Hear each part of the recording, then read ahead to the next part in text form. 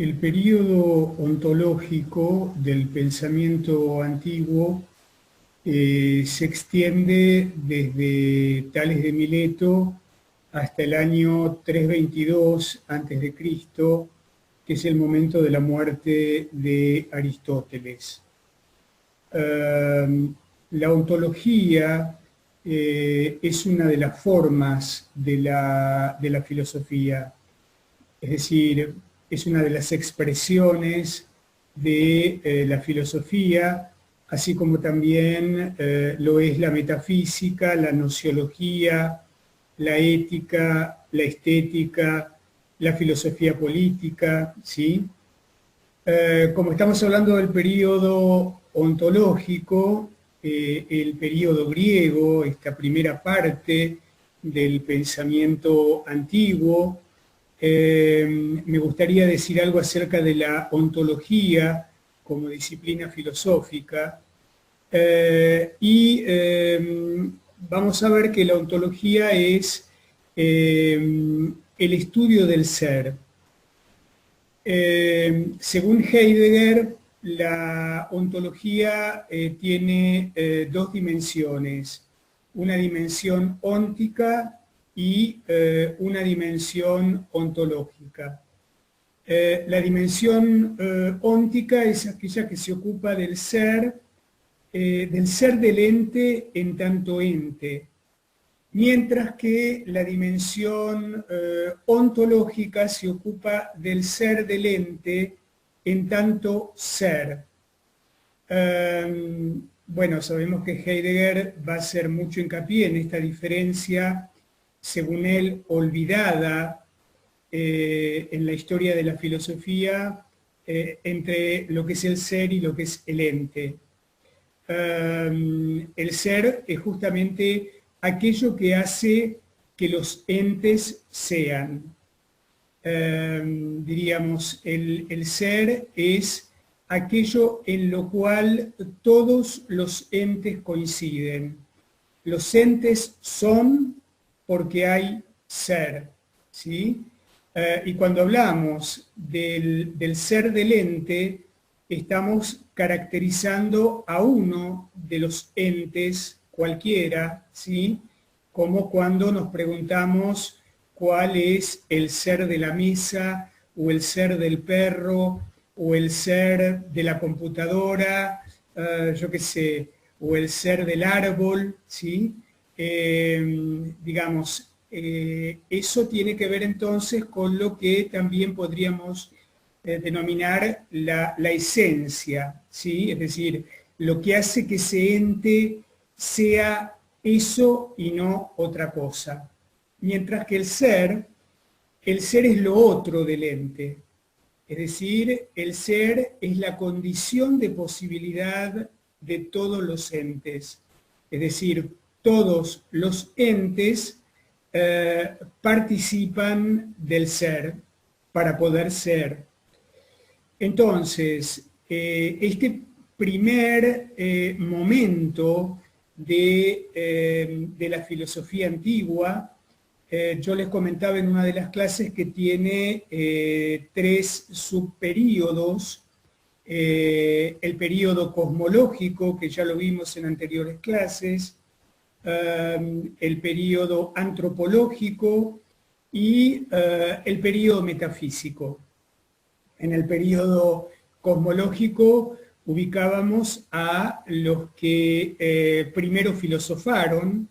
En el período antropológico vamos a encontrar fundamentalmente a los sofistas y a Sócrates, y en el período metafísico, que es el último período del pensamiento antiguo, digamos, pensamiento antiguo predominantemente teorético, porque el pensamiento antiguo continúa después de la muerte de Aristóteles y, como ustedes saben, hasta el 529 después de Cristo, ¿sí? Pero bueno, todo lo que sería la filosofía predominantemente teorética significa que es una filosofía en donde el hincapié está puesto en el saber como saber mismo. Es decir, es un saber que no tiene pretensiones pragmáticas, o que predominantemente no las tiene, diríamos, y donde lo que se busca es justamente el saber por el saber, diríamos, ¿sí? Teoría es una palabra que tiene, digamos, una etimología griega y que significa contemplación. Y bueno, esta filosofía es una filosofía que tiene que ver justamente con la contemplación, con el ver, pero no con el ver, digamos, físico, con el ver de los ojos, sino con el ver, podríamos decir en términos antiguos, con el ver del alma, ¿sí?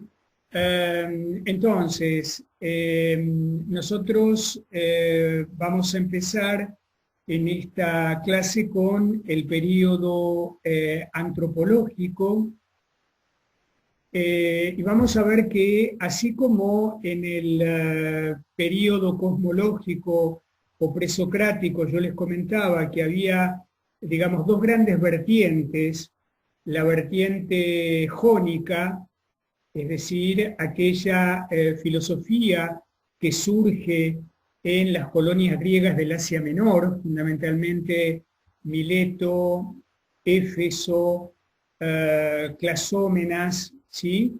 Y después la vertiente itálica, que es justamente lo que en aquel momento se llamaba la Gran Grecia, y que abarca el sur de Italia y Sicilia, ¿sí? Entonces, vamos a ver ahora que la filosofía a partir del siglo V y con el advenimiento de los sofistas y de Sócrates, se traslada a Atenas, es decir, el nuevo centro intelectual del pensamiento filosófico va a ser a partir del siglo V la ciudad de Atenas. El siglo V es un siglo que se caracteriza por ser un siglo esplendoroso desde un punto de vista económico. La historia lo denomina el siglo de oro, es el siglo de Pericles, también aparece en la historia como el siglo de Pericles, y este esplendor económico va a ser la fuente, diríamos, de lo que podríamos decir el embellecimiento de Atenas, el florecimiento de las artes y también el florecimiento del pensamiento, ¿sí? Esta es una característica interesante de tener en cuenta porque en general la filosofía ha surgido en determinados, diríamos, espacios en donde lo económico tiene un lugar importante, en donde hay una, digamos, hay una economía, podríamos decir, floreciente, lo cual permite que las personas inquietas se puedan dedicar a pensar.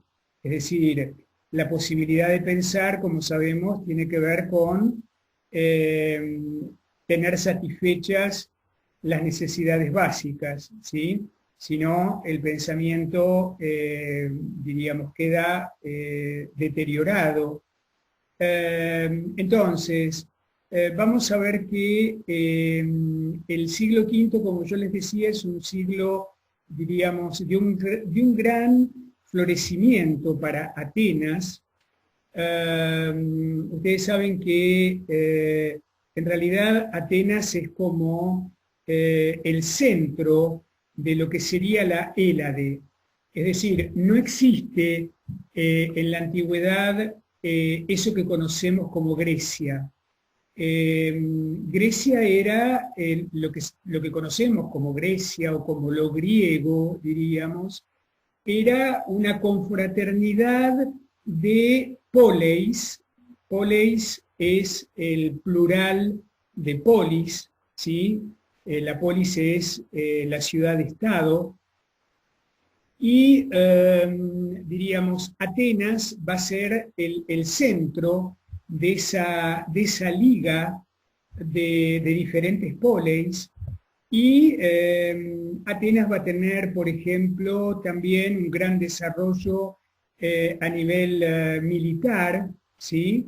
Lo cual, diríamos, está en condiciones de poder defender, diríamos, el espíritu griego frente a los ataques exteriores, ¿sí?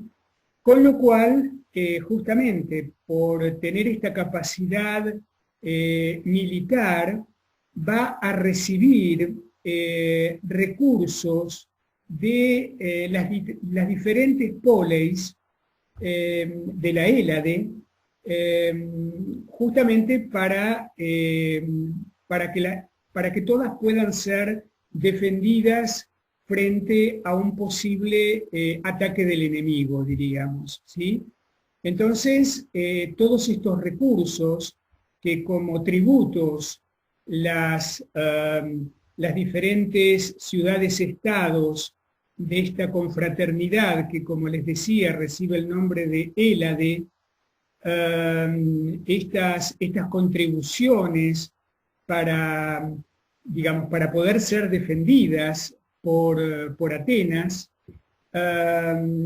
bueno, generan esta prosperidad económica que, como yo les decía, va a redundar en este arte que aparece, por ejemplo, digamos, es la época de las grandes construcciones, la Acrópolis, el Partenón en la Acrópolis, por ejemplo, es de esta época del siglo V, la construcción del puerto del Pireo, la construcción de aquellas murallas que iban desde Atenas hasta el puerto del Pireo también son de esta época, las esculturas del escultor Fidías, y también, bueno, el florecimiento de lo que tiene que ver con la literatura dramática,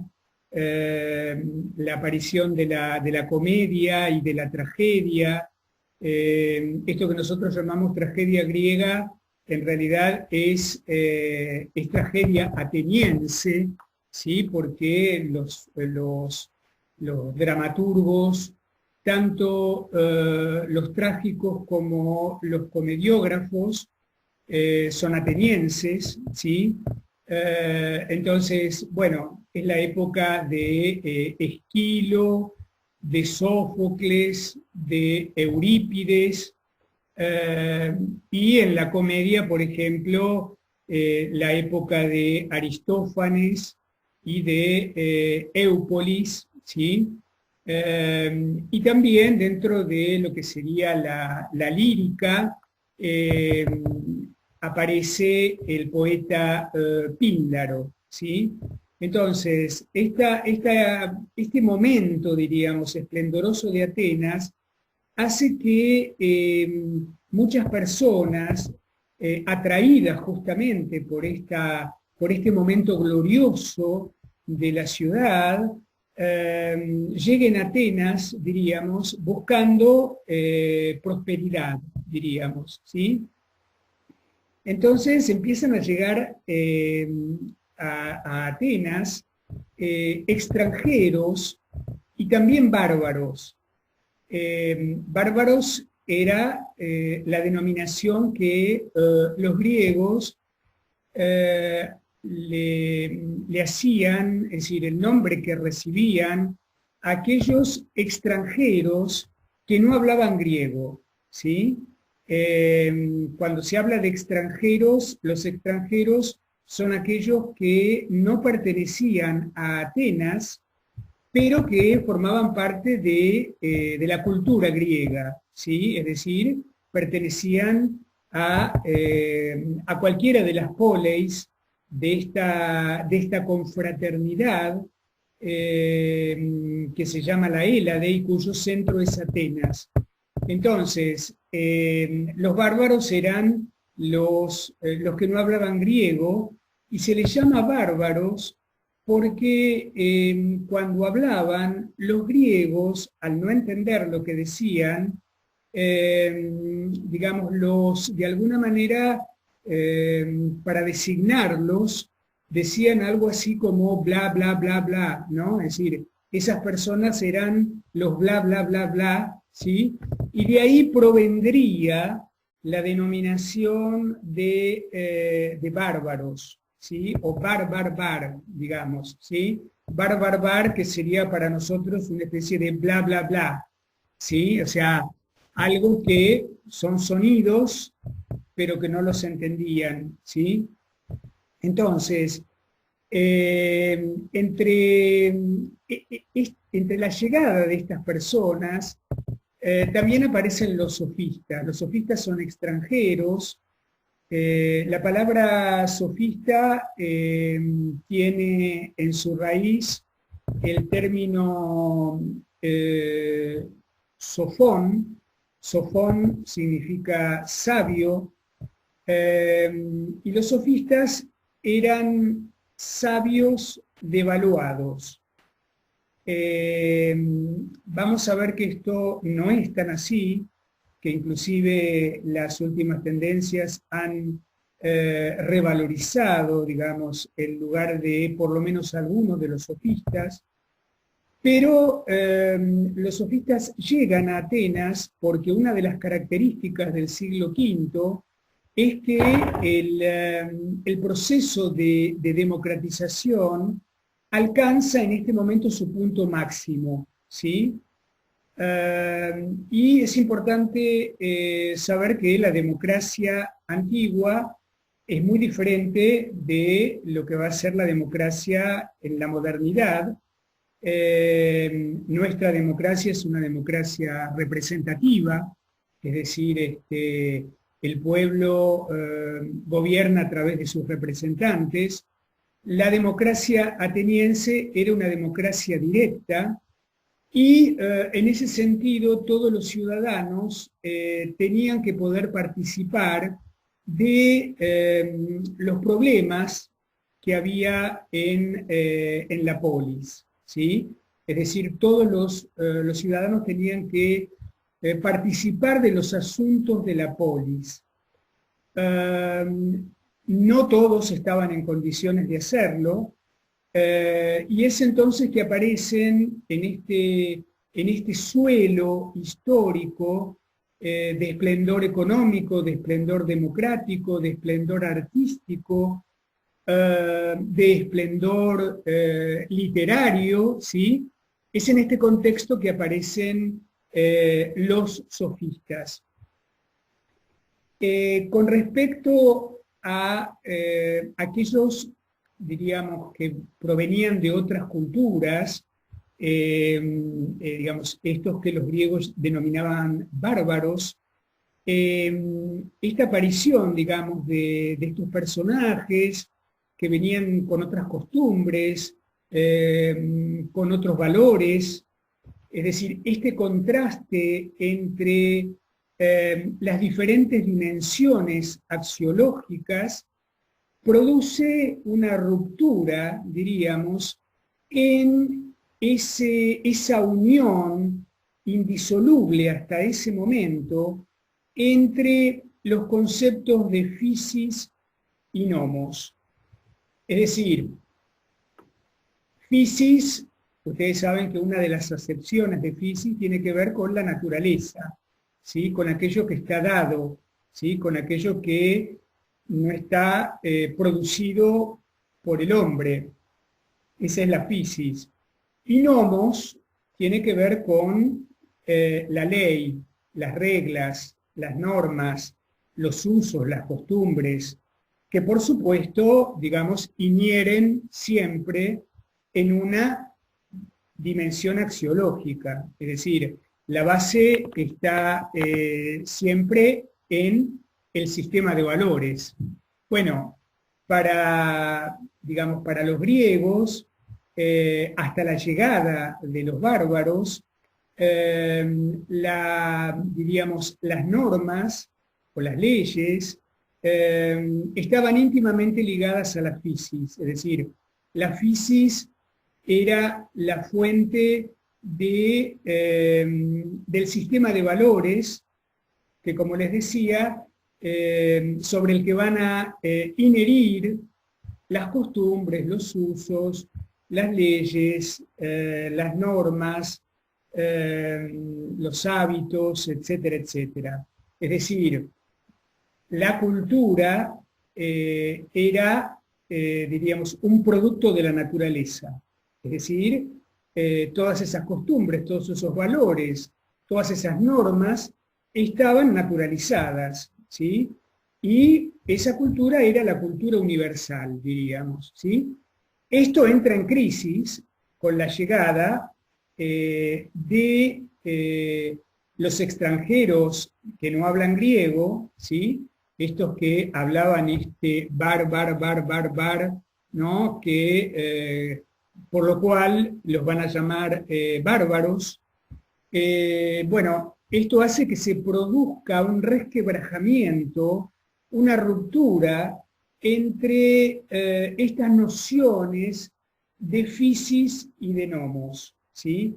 Es decir, la physis, a partir de este momento, a partir de esta confrontación, de este contraste con otras culturas, es decir, con este contraste con diferentes dimensiones axiológicas, esto va a generar una crisis, diríamos, donde ya las normas no van a tener como fuente a physis, ¿sí?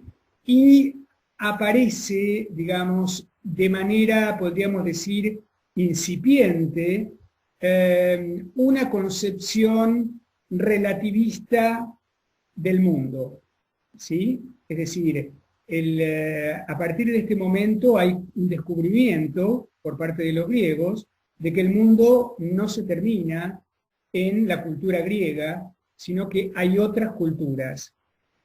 Entonces,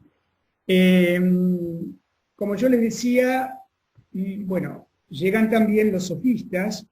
Los sofistas van a ser entonces profesores que vienen a enseñar retórica, ¿sí? Es decir, en realidad eran profesores itinerantes que enseñaban, diríamos, a argumentar, y esto lo hacían justamente por el conocimiento que tenían de la necesidad de los ciudadanos atenienses de participar en los asuntos de la polis, ¿sí? Y como no todos estaban en condiciones, muchos requerían de la asistencia de un profesor que les enseñara, diríamos, este arte de la palabra, ¿sí? Los sofistas van a enseñar un logos que va a ser un logos retórico. Ese logos retórico va a tener como característica el de ser persuasivo y engañador. Lo que se quiere fundamentalmente es desarrollar la capacidad de persuasión, es decir, desarrollar la capacidad de incluir al otro dentro de mis intereses, ¿sí? Captarlo, diríamos, para que finalmente, persuadido, termine pensando como yo. Entonces, como los ciudadanos tenían que participar en las asambleas, diríamos, y todos estaban de alguna manera por sorteo convocados a hacerlo, necesitaban estar capacitados para poder defender determinados intereses. Es acá que aparecen entonces estos profesores de retórica que además son profesores de arete. El arete en griego es la perfección, es decir, ellos enseñan la perfección, digamos, se promocionan como profesores de arete. Repito, la palabra arete tiene que ver con aquello que ha alcanzado su máxima expresión, ¿sí? Es decir, aquello que es perfecto, ¿sí? Entonces, bueno, ellos se ofrecían como profesores para desarrollar en las personas sus capacidades, para hacer de ellos en su respectivo métier, en su respectivo saber hacer, los más perfectos, diríamos. Entonces, vamos a ver que entre estos sofistas vamos a encontrar, por ejemplo, a Protágoras. Protágoras es uno de los sofistas más interesantes porque además de ser un sofista, es un filósofo. También está Gorgias. Son muchos los sofistas, pero es importante poder rescatar a aquellos que de alguna manera también han hecho contribuciones al pensamiento filosófico, ¿sí? Por eso vamos a empezar por Protágoras, diciendo que, bueno, Protágoras provenía de una ciudad que era Abdera, ¿sí? Como los demás sofistas, no era ateniense, ¿sí? Y él enseñaba a convertir el argumento más débil en argumento fuerte, ¿sí? Bueno, la otra característica que tenía los sofistas, y Protágoras por supuesto, era que cobraban, y muchos de ellos cobraban muy bien por sus enseñanzas, ¿sí? Uno de estos sofistas que no cobraba tanto era Pródicos. Pródicos va a ser, según los testimonios, el maestro de Sócrates, que es a quien vamos a ver también en este momento, en este siglo, y además, bueno, Sócrates surge de alguna manera como respuesta frente a los sofistas, escandalizado de estos profesores de retórica y de estos profesores de arete, ¿sí? Justamente porque además Sócrates va a decir que si hay algo para perfeccionar es el alma, ¿sí? Y ya vamos a ver qué es lo que quiere decir cuando veamos a Sócrates con esto del alma. Entonces, yo les decía que Protágoras introduce de alguna manera filosóficamente el relativismo, ¿sí? Es decir, ese relativismo que aparece con estas otras culturas que vienen a Atenas, ¿sí? Y que a partir de ahí los griegos descubren que hay otros modos de hacer las cosas. Por ejemplo, descubren que los medos, en lugar de enterrar a sus muertos, los griegos en realidad no los enterraban, sino que los quemaban, ¿sí? Ellos se van a sorprender que los medos comen a sus muertos, ¿sí? Comen a sus seres queridos en lugar de quemarlos, como hacían los griegos y como también después van a hacer los romanos. Bueno, esta pequeña digresión que hago es para mostrarles, bueno, la confrontación que hay con otros modos de hacer lo mismo, diríamos, ¿sí? Entonces, acá aparece diríamos, en lo fáctico, pero también en el pensamiento, la introducción del relativismo y también del escepticismo. Protágoras, digamos, es decir, el pensamiento sofístico, digamos, va de alguna manera estar sostenido, podríamos decir, por dos pilares, ¿sí? En donde uno de esos pilares va a ser que no es el ser, sino el aparecer. Es decir, digamos, la preocupación está puesta en todo caso en lo que aparece y no tanto en el ser, que era la preocupación, podríamos decir, del periodo anterior, ¿sí? De aquellos que estaban buscando el fundamento ontológico de todo lo que hay.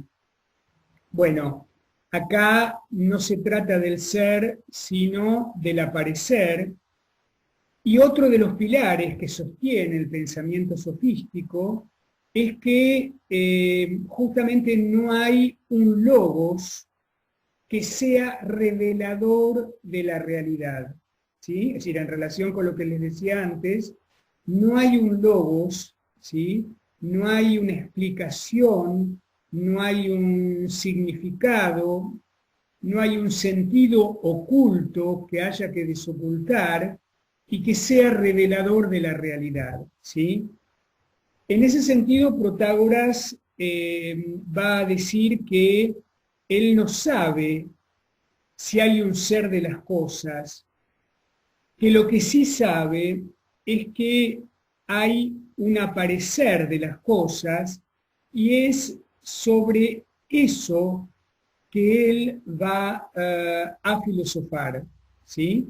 Entonces, vamos a ver que ahora el criterio de verdad va a tener que ver con el aparecer y no con el ser.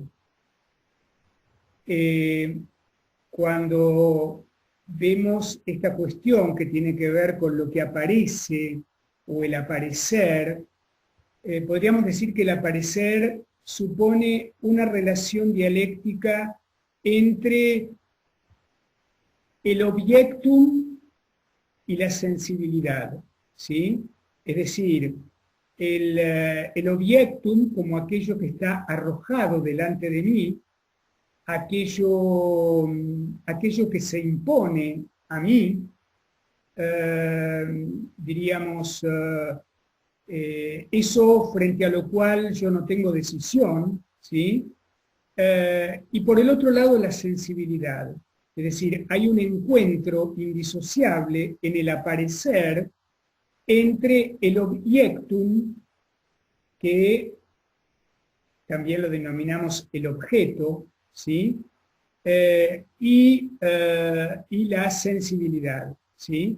Esto es el aparecer, que en griego se dice phainommenon, el phainommenon, que va a ser lo que nosotros denominamos fenómeno, ¿sí? El fenómeno es aquello que aparece, diríamos, ¿sí? Entonces, yo les decía que Protágoras va a decir que él va a filosofar justamente sobre lo que aparece y, esto que aparece, digamos, va a ser justamente algo que no aparece de la misma manera para todos, ¿sí? Justamente en este sentido, Protágoras va a enunciar un principio que es el principio de homo mensura, ¿sí? El principio de homo mensura va a decir lo siguiente, que el hombre es la medida de todas las cosas, tanto del ser de las cosas que son, como del no ser de las cosas que no son. Entonces, repito, a Protágoras se lo conoce, bueno, a través de esta frase que dice que el hombre es la medida de todas las cosas, tanto del ser de las cosas que son, como del no ser de las cosas que no son. Acá el criterio va a tener que ver con diríamos, con el parecer, si ustedes quieren, ¿sí? Es decir, lo que a cada sujeto le parece de lo que aparece. Ese va a ser el criterio. De todos modos, vamos a ver que esta frase tiene tres interpretaciones posibles. Si bien la más conocida es la interpretación que hace Platón, recordemos que a los sofistas, al igual que a los pensadores presocráticos, se los conoce a través de pensadores antiguos posteriores a ellos, ¿sí? Sobre todo porque muchos de ellos no escribieron, ¿sí? Aparentemente Protágoras sí habría escrito, ¿sí? Y bueno, sus frases, dentro de las cuales la que yo cité es la más célebre, la que lo caracteriza. Entre esas frases son citas, diríamos, de pensadores como por ejemplo Platón, que vivió, como sabemos, posteriormente al siglo V, en el siglo IV. Entonces, yo les decía que hay tres interpretaciones. Una interpretación que hace hincapié en el relativismo subjetivista, que es la interpretación platónica, donde esta frase, ¿no?, de el hombre es la medida de todas las cosas, tendría que ver justamente con que, bueno, lo que aparece aparece de manera diferente según los diferentes sujetos, ¿sí? Es decir, que todas las visiones que tenemos de la realidad son visiones en perspectiva, ¿sí?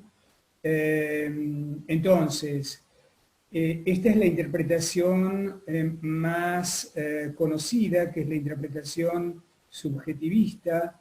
Tenemos la interpretación culturalista, donde el hombre como medida de todas las cosas sería las diferentes culturas, ¿sí?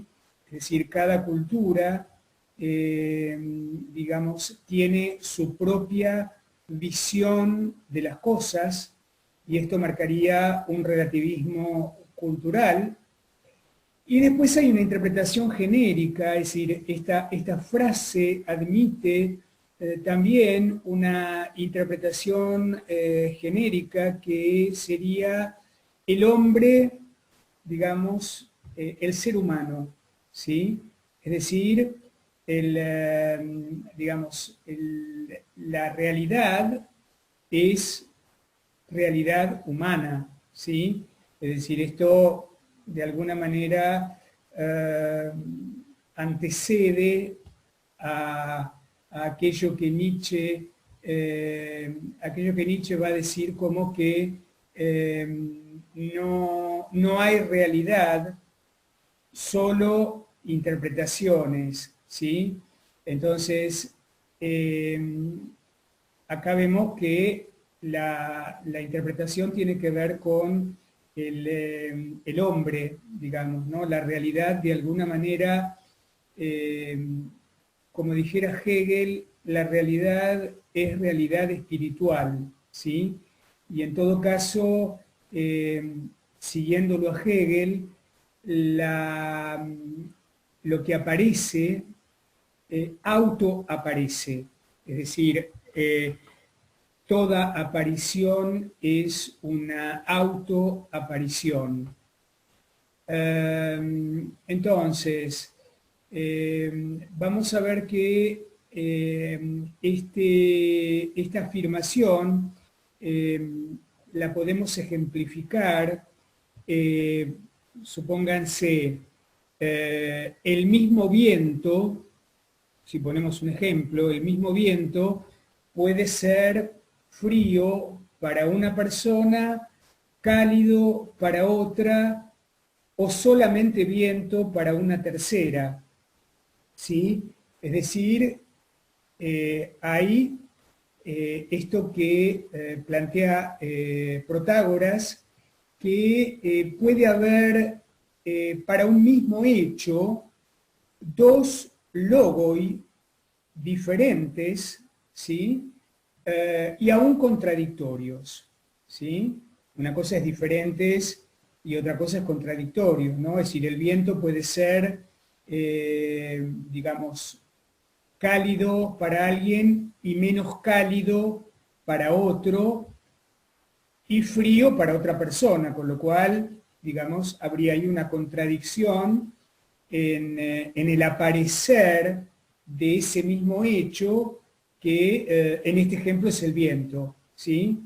Entonces, él dice que de un mismo aparecer se pueden dar dos logoi diferentes y aún contradictorios.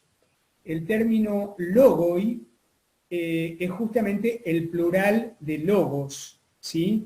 Es decir, acá no hay podríamos decir, un logos del viento, sino que hay logoi del viento, es decir, el viento tiene diferentes significaciones según lo que le parece a cada cual, diríamos, ¿sí?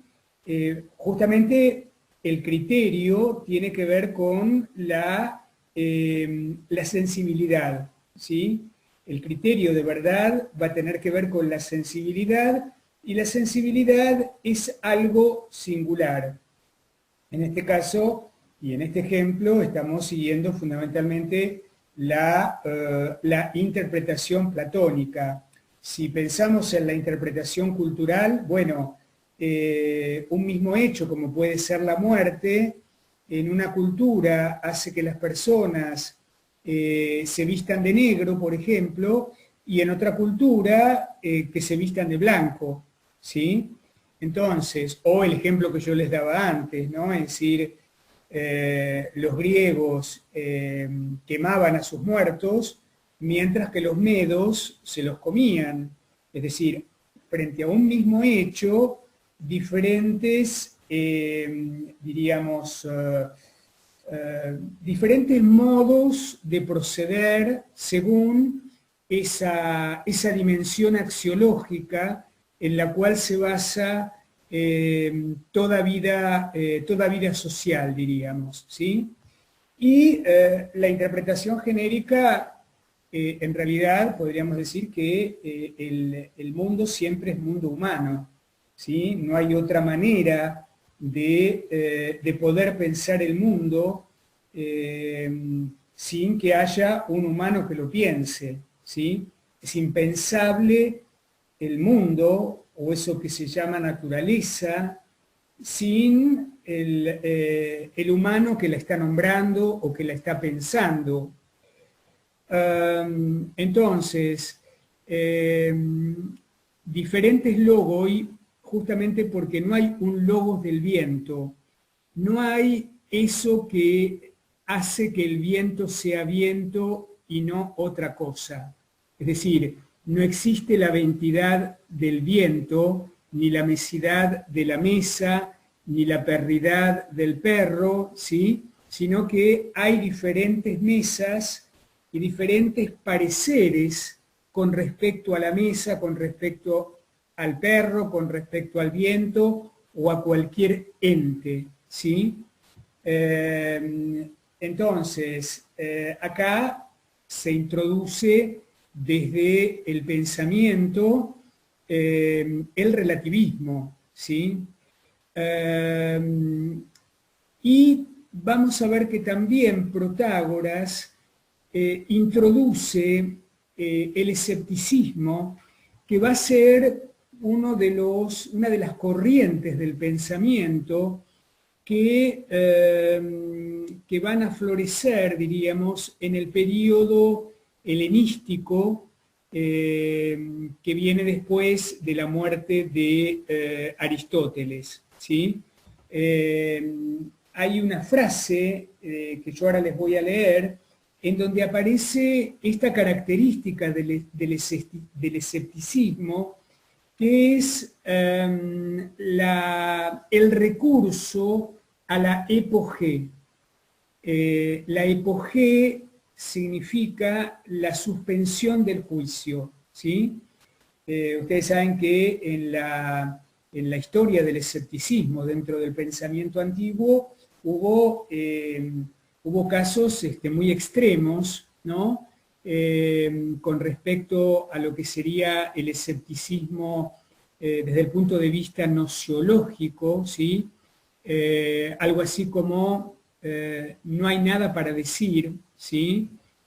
Porque en realidad no hay nada, por ejemplo, como sostenían algunos. Gorgias va a sostener justamente, la famosa frase de Gorgias es, no hay nada. Fíjense, acá hay una oposición al pensamiento parmenidio, ¿sí? Gorgias va a decir, no hay nada. Si hubiese algo, no podría conocerse, y si pudiera conocerse, no podría comunicarse, ¿sí? Acá estamos en las antípodas, entonces, del pensamiento de Parménides que vimos en algunos encuentros anteriores, ¿sí?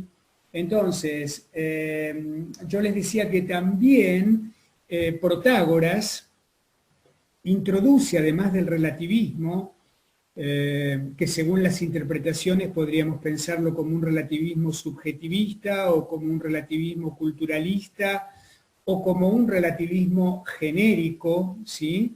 Él introduce esta cuestión de la suspensión del juicio, ¿sí? Me olvidaba un ejemplo con respecto al escepticismo. Hay un filósofo escéptico muy extremo del siglo III a.C. que se llamó Pirrón de Elis, ¿sí? Pirrón de Elis fue tan extremo en cuanto a esta cuestión de la imposibilidad del conocer, que se cuenta que, por ejemplo, tuvo que ser intervenido quirúrgicamente en un momento de la historia donde aún no había anestesia, ¿sí? Y no profirió ningún grito de dolor, porque gritar frente al dolor hubiese sido reconocer algo que en ese caso era el dolor, y él era un escéptico, diríamos, podríamos decir, extremadamente coherente, y entonces se cuenta que no gritó durante la intervención quirúrgica. Les voy a leer entonces el fragmento de Protágoras, que de alguna manera es un fragmento escandaloso para la época. Ustedes saben que había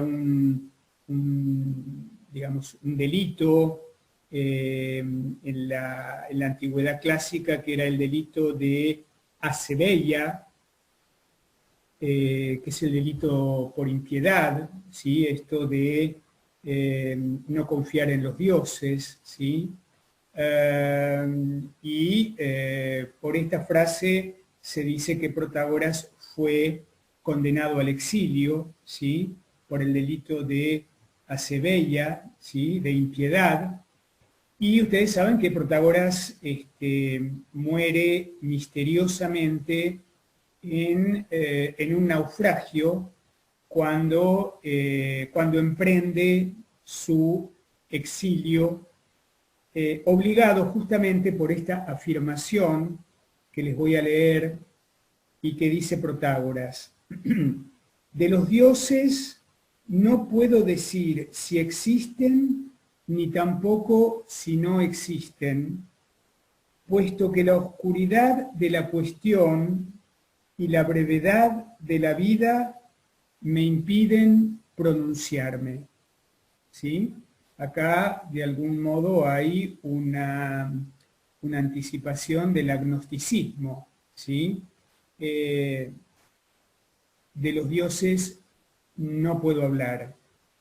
Y de lo que no se puede hablar, como dijera Wittgenstein, mejor callarse.